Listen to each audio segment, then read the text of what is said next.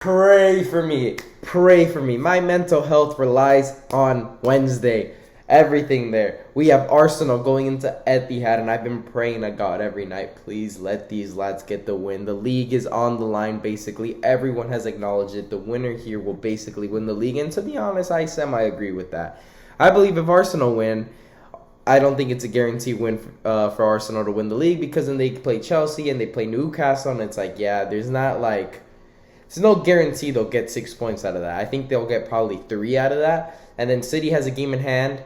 I have 2 games in hand with 5 points behind Arsenal. So they win those 2, they're a point above. Now, if City beat Arsenal, season's over. City have won the league. We know they're capable of winning out. We don't know if Arsenal is capable of winning out. And if I had to put $1 billion on it, I believe Arsenal are going to drop points at least 2 more times. Do I think City's going to drop points at least 2 more times? I think they could drop once. And aside from the Arsenal game, that's why I believe they can win the league. That's why if the Arsenal wins on Wednesday.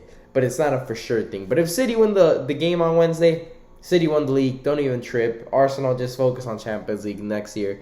Let the youngsters play at this point. You're not going to get anything lower than second. But anyways, Ten Hag. Blood on your hands. Blood on your hands. You might be saying, what does Ten Hag have to do with anything? Well, he was the one saying, I remember, that Arsenal have been lucky so far this season that they've had a healthy squad to pick upon players all year, which is far from the truth. But he loves to focus on everyone but his own problems, right? It's not our fault Casemiro's tackling people and getting reds left, right, and center. But anyways, he was saying that no suspensions, no injuries. Well, guess what? We had injuries then and we have injuries now. Going up to City, we have no Tomiyasu, no Saliba, no El Neni, possibly no Granit Xhaka. 4 players. 4 players out. Or 3 for sure, 1's questionable. Now, what does City have out? Just Ake. Just Ake. You might be saying, well, Ake's been great for them this season. Well, that's 1 player. That's 1. And City have invested so much money that they could have no Ake and no Ruben Diaz and they wouldn't feel a thing. Now, Arsenal, on the other hand, they have a great starting 11 and then they have good subs. What does City have? Well, they have a great 22 players. That's what they have. They have world-class 2 teams of world-class players. And that's why whenever I hear Pep Guardiola, oh, we're exhausted, oh, this and that, mate, no, you're not. You've got 22 great players. You might be thinking, man, City's playing a lot of games this year. Well, they have 22 players that could come in and put in shift, and you wouldn't see a difference, and it's insane. These lads made Bayern Munich seem like they were on the level of RB Leipzig, and they made RB Leipzig seem like they were on the level of Burnley. That's how good Man City has been lately. They are on a tear. They embarrassed Liverpool in the Etihad. Embarrassed.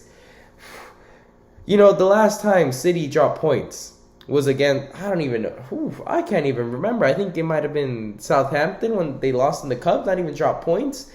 The game they should have dropped points was against Crystal Palace, but they were given a BS penalty because the Premier League was scared that City wouldn't win the league, which is absolutely insane because who wants City to win the league? Who genuinely wants City to win the league aside from Arsenal haters? Because you can't even say Man City fans because I see all these camera work, right? Go when Man City wins scores a goal and like in the FA Cup, they pan out to the City fans and these guys are just like they're going ballistic. What? Who cares? At this point, you've got like a whole bunch of 6-year-olds being fans of Man City because they love the winning team, and obviously they're going to support the team that's won 4 out of 5 leagues the last 5 years. Nobody really cares about Man City. There's no history there. There's no grown-ups going to the pub with the City kit. There's maybe like 1 in every 1 million in England. And what's the population in England, huh? You got like 20 guys with Man City kits that are like over 50 that aren't bandwagons? Like, it's absolutely insane.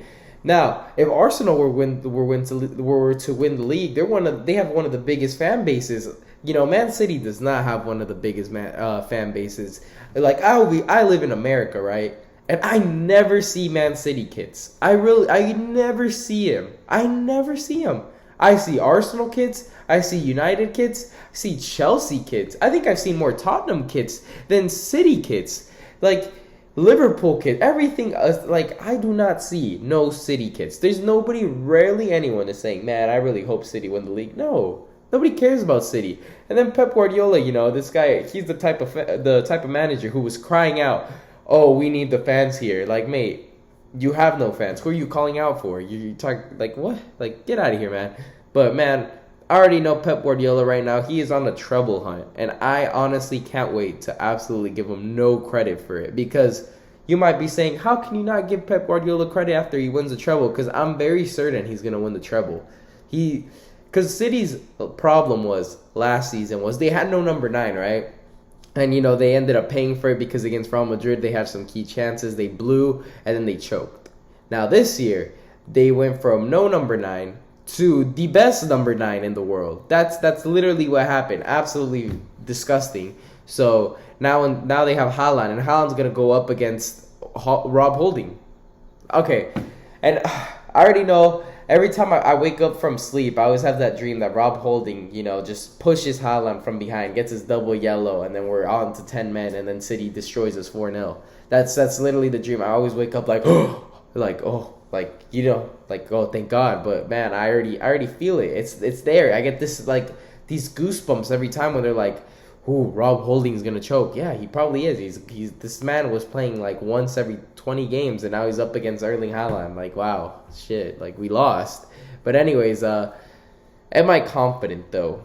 I don't know. I'm just gonna watch the game. Lose like a couple of years of my life. Stressing. I'll probably live stream it too. But the thing about Pep Guardiola is, he's invested so much money with no rules. Financial fair play. They said, oh, we cracked down on you, no Champions League for 2 years, and then they got the down payment, and they're like, oh, I don't see it. Nope. That's basically what happened. But the lineup that I would love to see, absolutely love to see, would be goalkeeper Ramsdale, right back Ben White. You have to go Ben White. I'm sorry. The 2 midfielders, you're going to have to go Gabriel, Rob Holding, Zinchenko, Thomas Partey, Granit Xhaka. Oh, no. Thomas Partey, Trossard, Odegaard, and then the same front 3. It's because Trossard has to play, man. He's been absolutely phenomenal when he does play. And I just think this game is going to be really fast. And you have to put in Trossard. Granit Xhaka will slow the game down. And you need a guy who's going to keep up with the pace that City's going to have. And I think Trossard would be brilliant. He has the defensive work rates. He's a great attacker. He's a great assister. And, if anything, if you want to put Granit Xhaka... No Fabio Vieira, by the way. Please, no. Please, Arteta. Please. You saw his performance against Southampton. If anything, put Smith Rowe. But... take out Gabriel Jesus and put Trossard, but I feel like Gabriel Jesus is going to have that chip on his shoulder because that's his old team. So I would put him a striker, Trossard there, Odegaard there. Defensive work rates have to be there, and we're going to absolutely, just match the City intensity. You know what I'm saying? Just run all the time. If you need a substitution, that's fine. But the lads need to run the whole time. And the thing is, Mikel Arteta, I know it's going to come down to substitutions. Do not be scared to make them. Jeez, this man wants to make substitutions on the 85th minute. Mate, if you got to make it in the 60, the 70, whatever, do it. Don't question it.